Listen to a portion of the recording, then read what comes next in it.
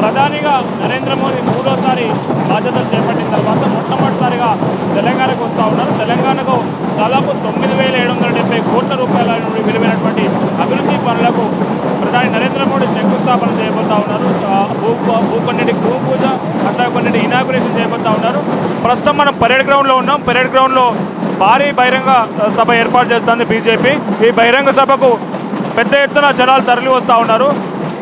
ఇటు మనం చూడొచ్చు దప్పు కళాకారులు వందల సంఖ్యలో వచ్చినటువంటి దప్పు కళాకారులు దప్పులు కొడుతూ దప్పుల సౌండ్తో నృత్యాలు చేస్తున్న విజువల్స్ మనం చూడొచ్చు.